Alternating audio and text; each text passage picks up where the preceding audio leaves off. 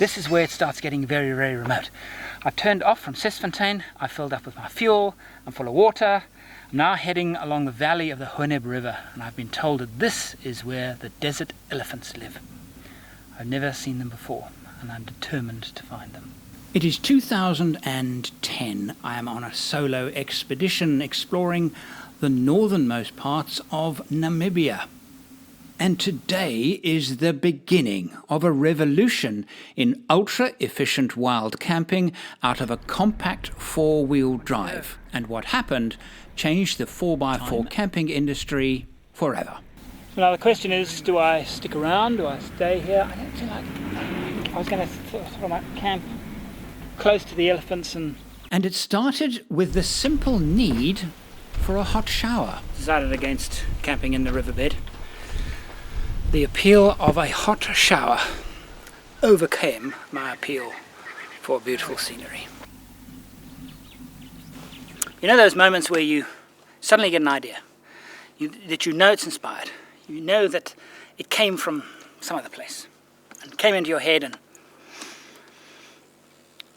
every time I do one of these trips I learn something new. I'm sure we all do when we go on them, and nothing special about that. The only difference is that I write it down and make TV shows about it and things like that. It really is the only difference. And around the campfire, on many, many trips that I've done, we will sit and talk about how we would do things differently, how we would maybe design our tent differently, or do something to our vehicle, or I don't like the shock absorbers, or I don't like, the way the water is carried, or da-da-da, and so on and so forth. And I was thinking here, I'm going to camp here the night. What would I like right now? Hot water. That's what I'd like right now. So how can I get some hot water? Well, it's quite easy. I can put a jerry can and put it next to the fire. That's quite easy. It takes about 45 minutes if you've got a reasonable fire to warm up a jerry can to shower level.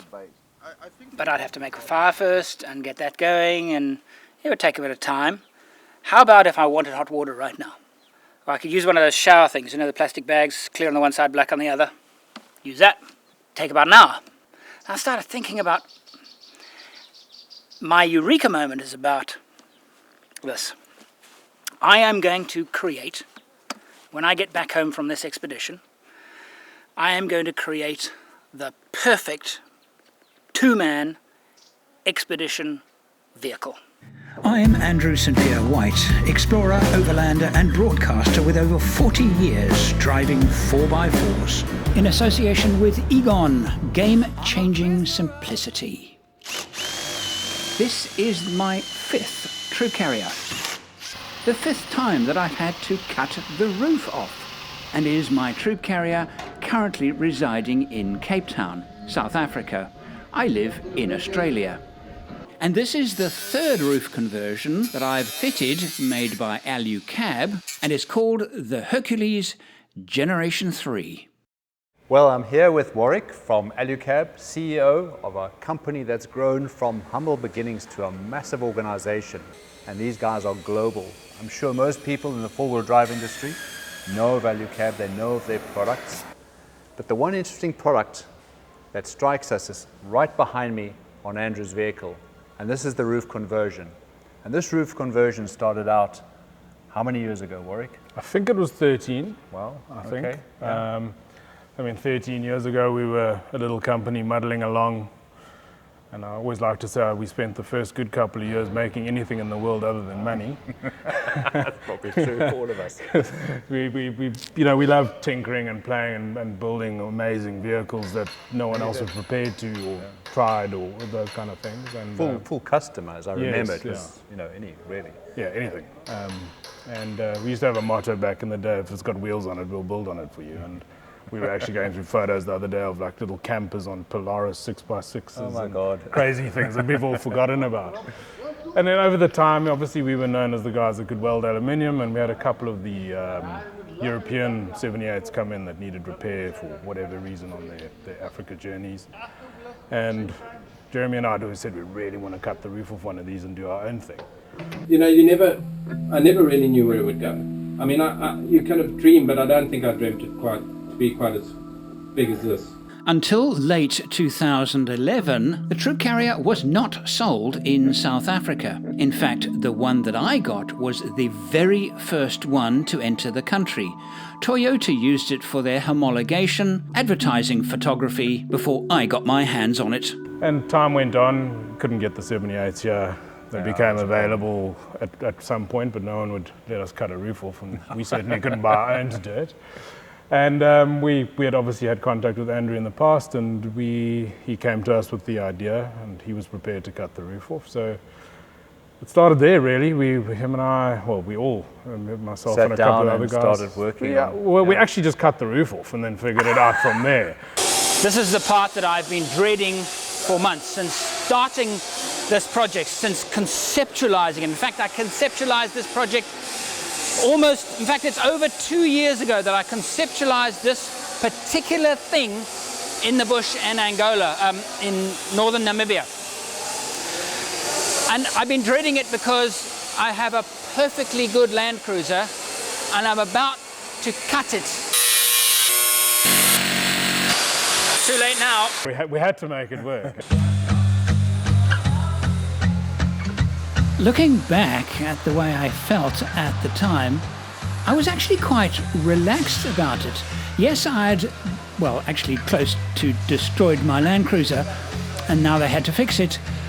But I had a lot of confidence in their ideas, and I could see what work they had been doing on other vehicles, so I was pretty bullish about what was being built for me. Okay, so as you can see, what we've done here is we've cut the roof off the Land Cruiser. So we've created a camper solution out of possibly one of the best vehicles that we could pick to do what we want them to do here. What will happen ultimately when this is all complete is that the roof will pop up. You can sleep above your driver and passenger seats. And if the need arises in bad weather situations, you can push your bed out of the way and have a living area inside. You can enter and exit your tent internally, which is obviously nice and rain and cold and so on and so forth. And then what we've done at the back, we're still obviously in process, is we are doing a basic packing system just to get the bare essentials. 80-litre fridge in front, 2 separate 60-litre water tanks either side, battery system, and then some very simple basic storage, trying to keep it simple, light, and easy to use. Well, you were developing a product that was going to be standalone, and a product, as you say, that would be literally drop on. Yeah. And have done it very successfully. And I know you've got fitment centers around the world that these arrive in a box. The roof gets cut off. You've got strict parameters on how it gets fitted. And, you know, it's a success. But today, there is something that is definitely going to warm the cockles of my heart. I am going to fetch my new Land Cruiser, the Land Cruiser that I conceptualized 2 years ago. There it is.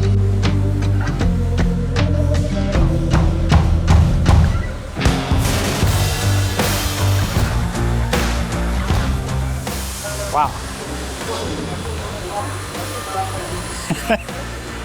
So what do you think? Oh, this is very cool. Hey, it's nice, eh? Proof will be in the pudding, but I think it's going to work out really nice. The only funny here is this mount, but I mean, there's not much more we can do with the space we've got to play with. It's nice. It works. That's going to be useful. Oh, so did you move this? You moved the seat slightly? Just the one, yeah. Fantastic. So now I've got an armrest. Didn't put any Cokes in for me. Not yet. What's the matter with you? They're in the other fridge. They're getting cool. See, the whole purpose of this is that I like my camping to be simple and straightforward, but I also like the luxuries. I want to be able to set up camp and have a kettle on in 5 minutes. And that's the whole concept behind this. And when I leave after camp, finishing, 10 minutes tops. From the time I start packing the vehicle to the time the wheels start rolling, 10 minutes top. But this ease of camping idea, of course, didn't stop with just the tent roof conversion. It also includes access through gull wing windows and packing systems in the back. It's worthwhile remembering that at this time, no Troopy gull wings existed anywhere in the world. And it was obvious to me that the European troop carriers were designed primarily to live inside, not, as we like to do in Africa and Australia, live outside and then escape inside if it's necessary or desirable. I just see so many practical questions. Where am I going to put stuff? I've got cushions and everything. I don't have any access to any of my stuff from the back of the vehicle. To have access to anything that I've packed into this vehicle, anything, I've got to actually climb inside to get it. Nothing is accessible from the outside. Normally what I do is in a station wagon I would get my camera gear, tripods and things off the back seat if I'm not traveling with people. But what do I do here? So that's the idea. I just climb out, grab my camera gear and set it up. Fact is that the inside of the Land Cruiser 78 Troopy, it's like a cave. It's enormous, which means that we can do a lot with it. I can remember sitting with Warwick, and there were probably a few other guys in the room, discussing the design and how it would lift and how the interior would interact with the tent. And somebody walked in and said, I have got some pictures of what they're doing in Germany. And I remember I reacted to it by saying, no, please, no. We don't want to see them. Not now. Please take them away. Nobody needs to see that. We were on such a roll with what we were developing. We were all so excited about it. I did not want to burst that bubble by bringing in a whole lot of ideas that none of us had ever seen ourselves in the flesh. That's my very, very basic idea. Yeah. And the line through the middle is so that if I want to get up and turn around and climb into the back, I can do. Okay. I thought the fridge on the passenger side, Yeah. big enough for an 80-litre National Lunar. Okay. At the moment I've got a 72-litre Snowmaster which will fit. Okay, I just need to check. Okay, that. okay, we need to just check that. Is it critical that that seat can recline? Is it critical that that seat can recline? Question mark. Take into consideration. Good question. I'm not actually sure if it's critical because we don't have backseat passengers anymore. No. So I mean, I'm hoping to drive this vehicle to London. Hoping. And I'm going to have to do a lot of editing on the way. Yeah. So I can set up at a workstation in here. Yeah. You know, and free from the dust and things like that. It's actually quite comfortable. Oh, this is very nice. This is. Did we ever discuss mattresses? No, we didn't. And we listened. I think from a functionality perspective, a little bit more space for bedding was something that was a bit of a gripe. From a construction and reliability perspective, the top extrusion now is a single piece as opposed to 3 separate pieces, purpose built for this conversion as opposed to using existing extrusions that we had and making it work. Yeah. And then we followed the vehicle line a little bit more. To have the roof dip down in the front, I think, has always been one of the Troopy sort of Characteristics, isms and characteristics. yeah. So yeah, that's really nice. Then we've added the solar input on the roof, which is great. We found we were having a lot of warranty issues with guys drilling and trying to get cables through and all that kind of thing. Updated the interior with a couple of pockets, the way the pockets in the roof were. No, the original one didn't have pockets in the roof. No, the new one's pockets have been a great add-in, and I know on the roof itself, your rail is integrated. Yes. And it runs right to the front, All the way, which is really nice. I like that feature. The catches on the back, you've upgraded that's them. a much stronger catch on the back, Yes, and that's been something that I know can break, especially if people don't fasten them down properly. But certainly inside, you've made it a little bit more livable. Yeah, well, we've created a sort of an accessory line across our products, and while we were at it, we integrated it into the roofs as well. So we've got a backrest on the back section of the bed, which sounds like a gimmick until you've used it. It's an amazing little value You sit in bed and read or watch Yeah, something. and even if you parked a little bit skew, you can just sort of get your head up so you don't get a headache with your feet above your head at night and that kind of thing. And then we've incorporated an accessory table that folds down from the ceiling, so to speak. So if you've got a cup of coffee or whatever, there's somewhere to put it, because it's always the challenge that you've got in a tent. Yeah. And then we've sort of, the finishing is, a bit more modern and cleaner and easier for the fitment centers to achieve. We're not asking them to glue stuff on anymore. It's nice bolt-on finishes.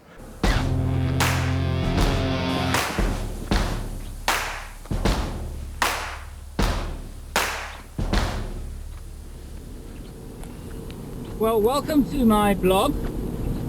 I'm doing it from the driver's seat of my new Toyota Land Cruiser 78 Troopy. The building process, it's I was going to say complete. It will never be complete. I mean, the basic stuff is done, but everywhere I look I think, oh, I've got to do that. And that's the excitement, that's the pleasure of this hobby, is to get a vehicle that you can add this and then think about this and then, you know, the little things and the big things, and over time just, you know, make your dream car. I must say that the Troopy is a great platform for that dream. I slept in it for the first time last night. I'm on my way to the Getaway show, Getaway 2012.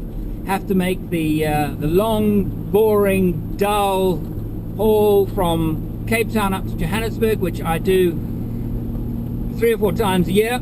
Kind of used to it. Actually enjoy it because it's time to listen to some music, listen to some of my comedy.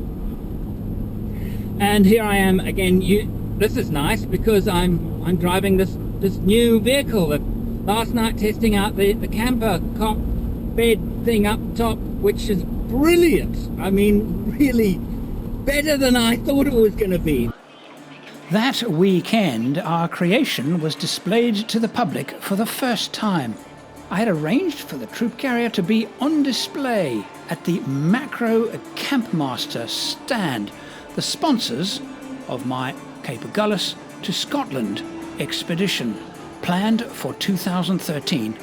The Troopy immediately attracted media attention. Leisure Wheels contacted me and asked me if I could show it to their photographer and explain what we had built. The article was in the very next issue.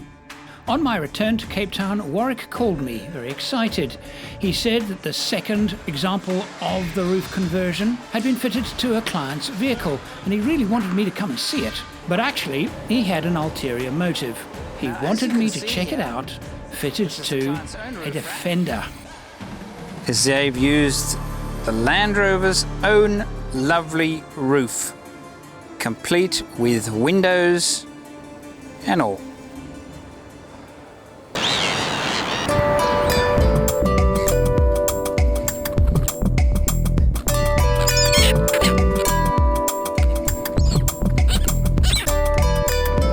And the idea now is I'm in the Northern Cape. The roads are rough, the scenery is fantastic, the environment is exactly what this vehicle is designed for. And I thought I had to bring it here. I had to bring it somewhere where I could actually test it. I want to test it in terms of the vehicle. I want to test it in terms of the camping. How good is it? And have to say that I can't remember a time when I've built an off-road vehicle that I've been more excited about the results. This first test trip completed, the next goal was to drive it to Scotland. I would have 2 travelling companions. One, my good friend Paul Marsh, and the second, not travelling actually with us, using a different mode of transportation, my brother-in-law. This is how episode 1 opened, but it was never broadcast. I'm standing now at the southernmost tip of Africa, a place called Cape Agulhas. And there's the famous lighthouse. In front of me I see, interestingly enough, 2 oceans. The Atlantic Ocean and the Indian Ocean. And this is where, at that tip of Africa, the 2 oceans meet. An angry, violent sea, but also very, very beautiful. And why am I telling you this? Well, I'm actually leaving it. If I think about the continent of Africa, there it is, spread in front of me. And I'm going north for the next 6 months. My journey will take me to the northernmost tip of Scotland at John O'Groats. And the reason why I'm going, we need to save the rhinos. And this is Tom Roberts, my good friend and brother-in-law. He'll be the one doing it the hard way. Right, here we are, finally at Cape Agulhas. It's taken months and months of frustration, worry, concern that wasn't going to happen, but it has, and here we are. Now, in the time-honored tradition, I will be dipping my front wheel in the water, and I will do the same with John O'Groats. I suspect this journey will take me at least 15 months. I'll be collecting my travelling companion a little bit later on in the journey.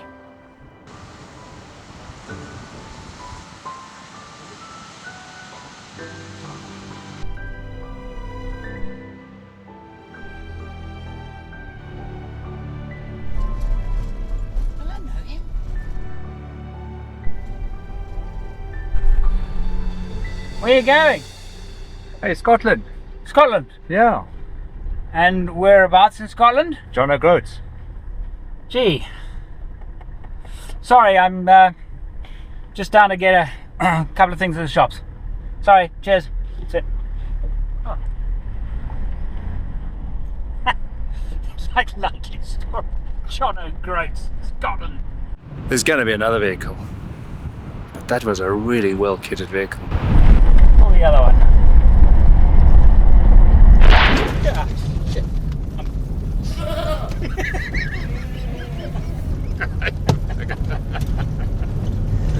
Oh my God. Going to be fun. 2 weeks after this was shot, and 2 months before departure, Macro Campmaster pulled out. The expedition was dead. Tom made it as far as Tanzania. I'm now about to turn 2056. I'm travelling with my good friend Paul Marsh. He's a bit of a legend when it comes to overland exploration. What we do now is identify the destination.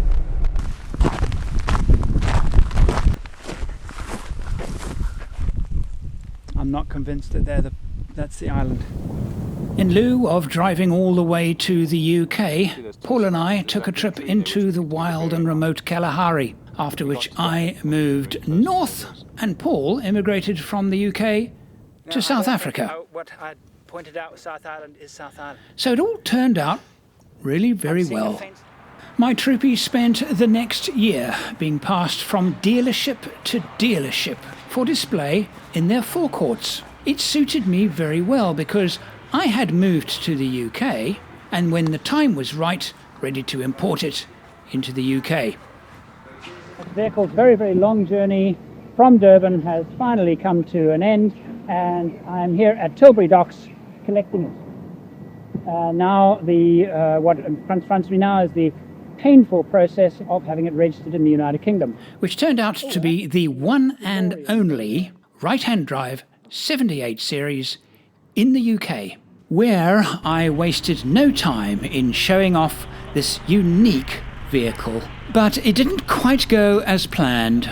February 2015, Donington Park 4x4 show, out at the truck stop, and I thought, well, wouldn't it be nice if I displayed my Land Cruiser and everybody would go, wow, isn't that wonderful? And then this happened. It's ruined my day. It's far more impressive than my vehicle. I thought everybody would be running around my vehicle looking at it, and then this thing arrives, and then afterwards this arrives. I gotta go home. The second time, though, it was much more fun. We put the Troopy on a ferry, crossed the channel, for it to be displayed at the Abenteuer Allrad show in Bad Kissingen in Germany, where they loved it. So much so that all the German manufacturers came rushing by with their cameras, took lots of photographs, particularly of the interior and the unique way in which the bed drops down. I had yet to be this proud of our achievement. We finally arrived last night with 10 minutes to spare, 10 to 10. I close all the gates, stop all traffic at 10 o'clock. We just made it by the skin of our teeth. The show in Germany was brilliant, but one of the major shortcomings of the organisers is that for over 5,000 people there was one shower, and it was in summer. And I determined then that I was going to do something about this shower. The original challenge was I wanted a shower on a hot day, and it was difficult and awkward. In Germany, I wanted a shower on a hot day, And even though I had installed something in the vehicle, it was so awkward that it almost wasn't worth using. So for my Australia build, I determined that I would sort this out once and for all. In late 2016, we all moved and settled in Western Australia, where they had the V8 Troopcarrier.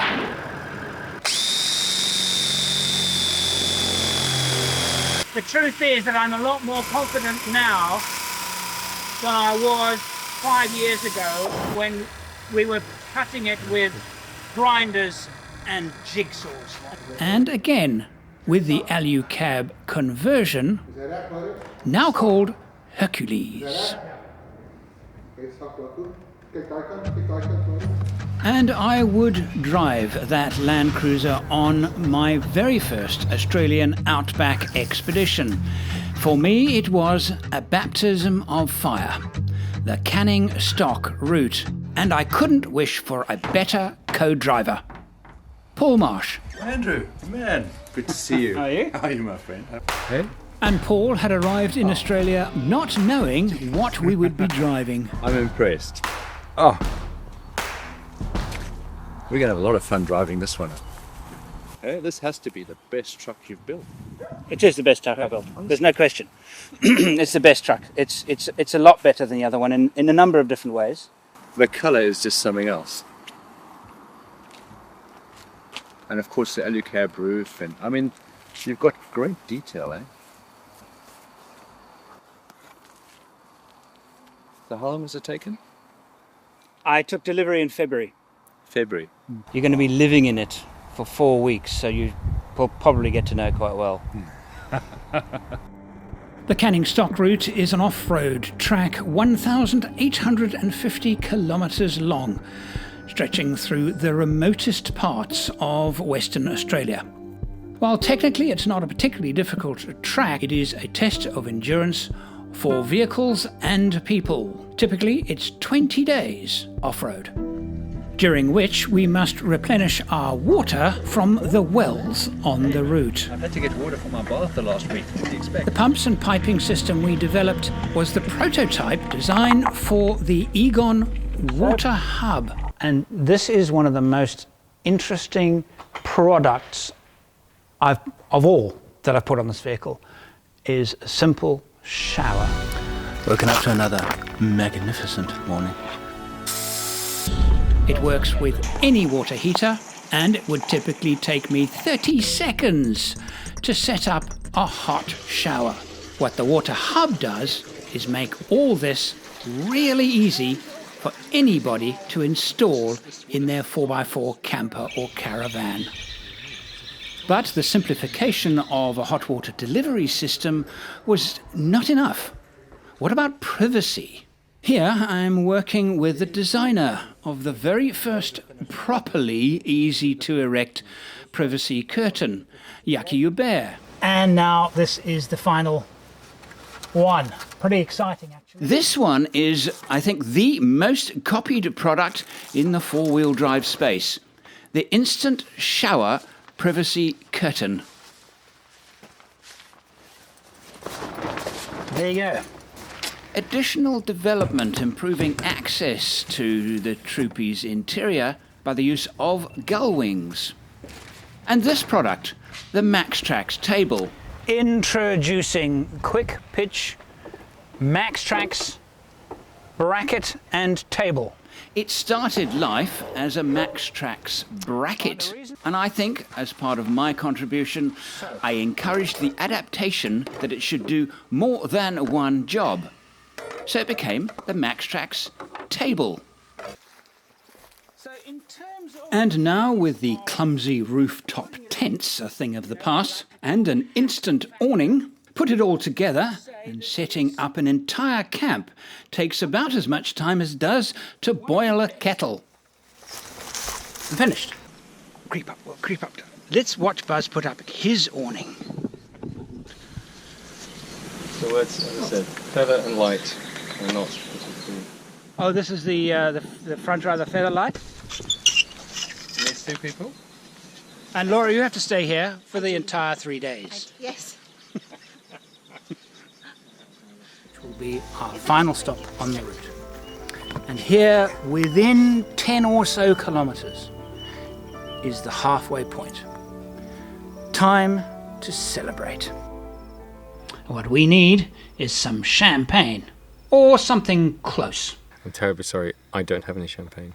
Ah, but I have some bubbly. Bubbly? Yep. Well, that will do. Yep. It's halfway, so I thought we'd celebrate. Yeah, you agree? Absolutely. But yeah, we have nothing to celebrate with.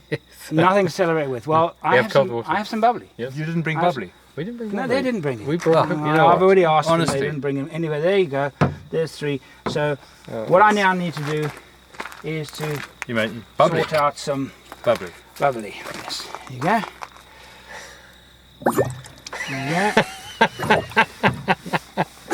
Oh! And this one. Cheers, everybody.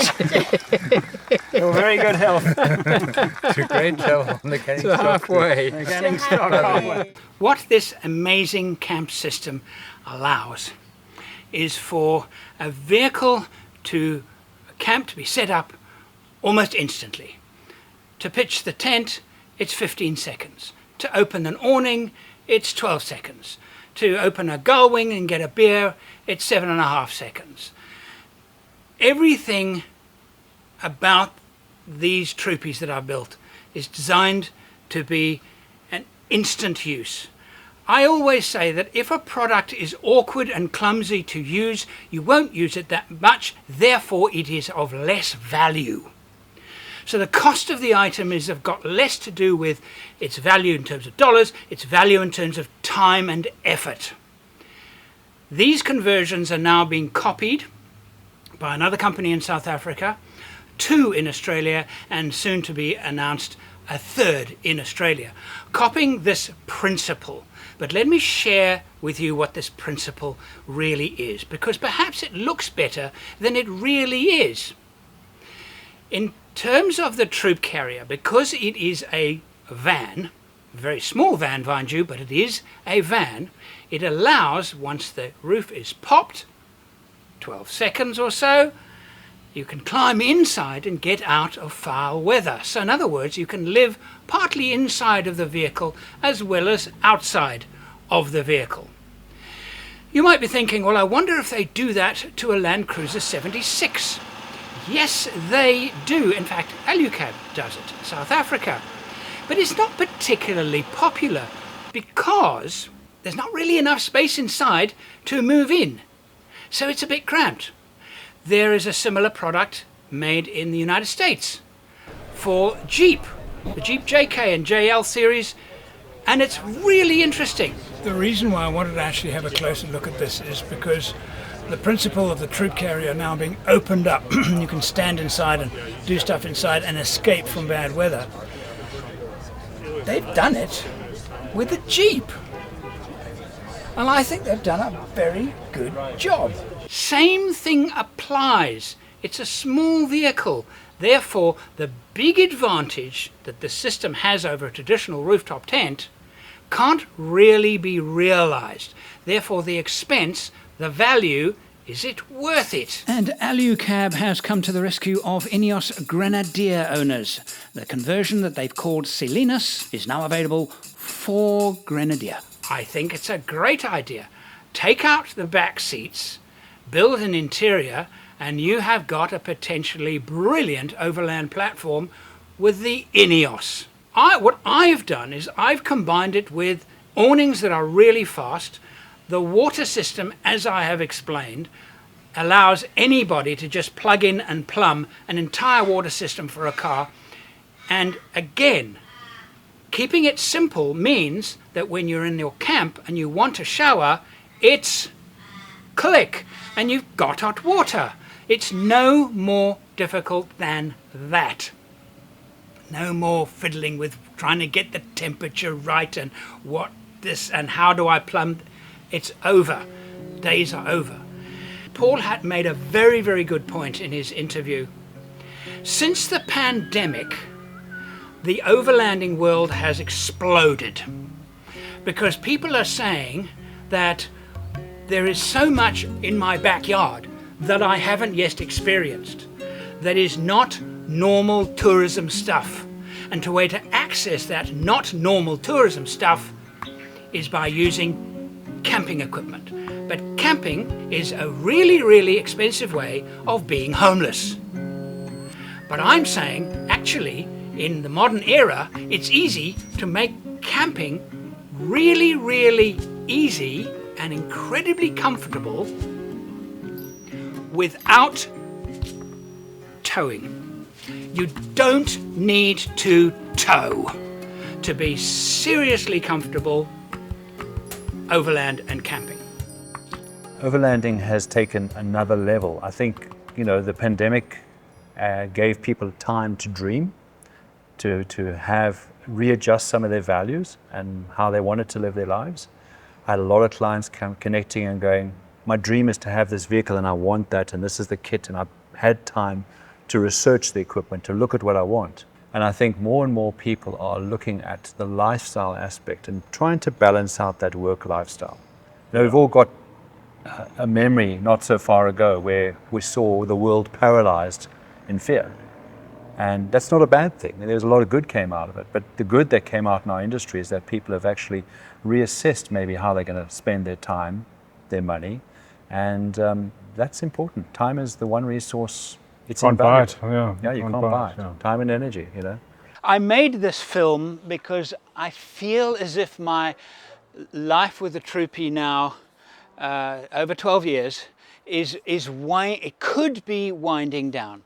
Because it's possible that I have found a replacement. And I have heard people talk to me, and those that don't understand the Troopy will say, yeah, but it's just a rooftop tent that you get into from the inside.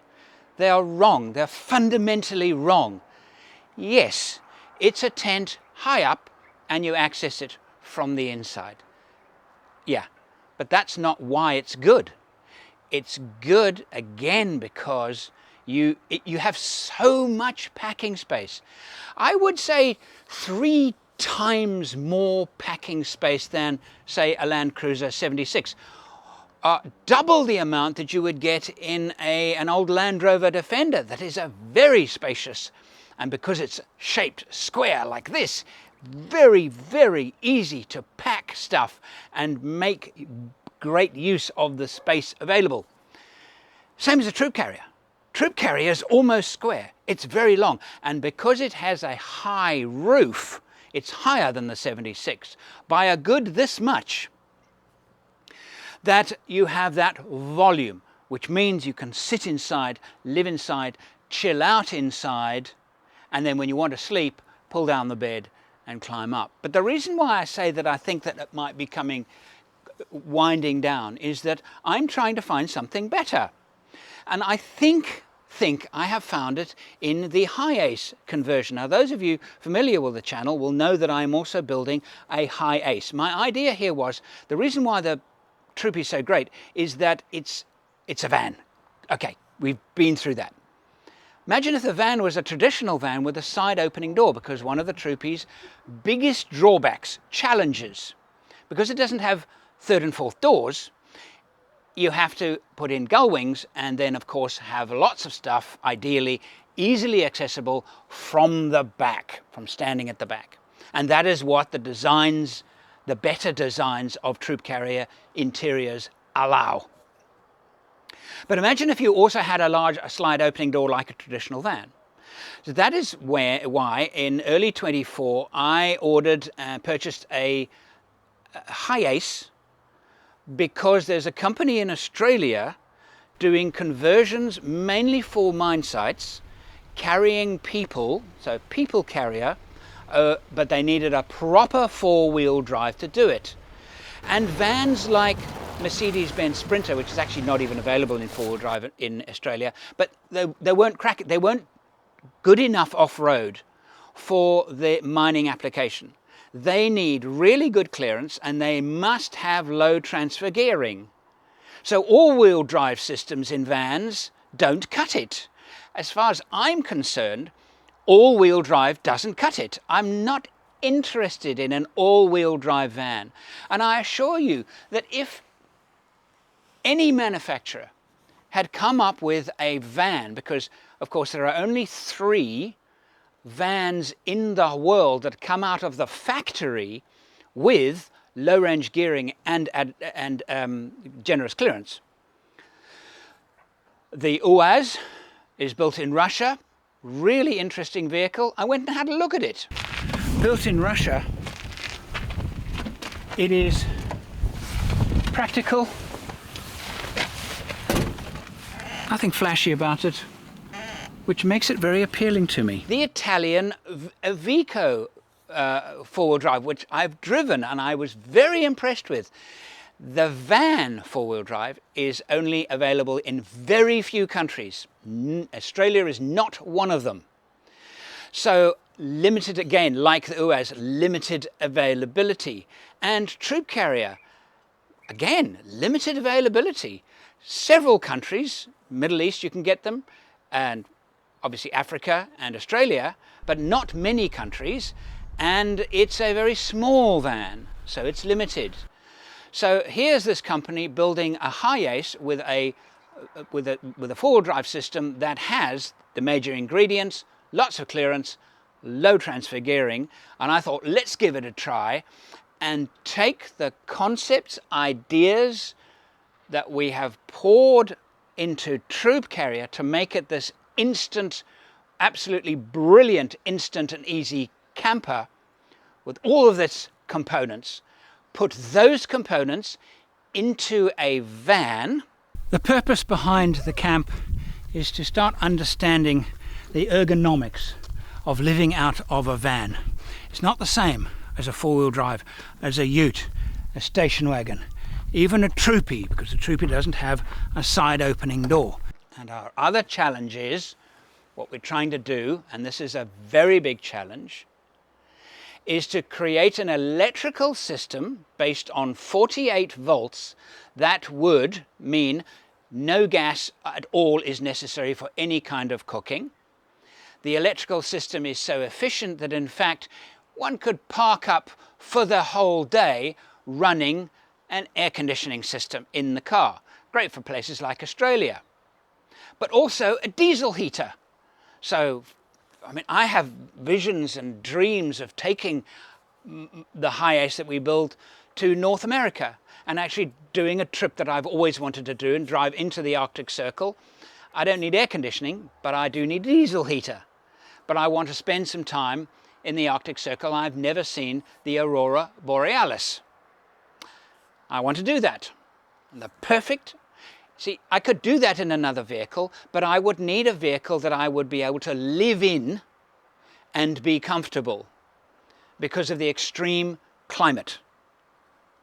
Van, a well-equipped van. That is the motivation behind our van project. And if you want to make sure that you follow that project, we are starting again in 2024.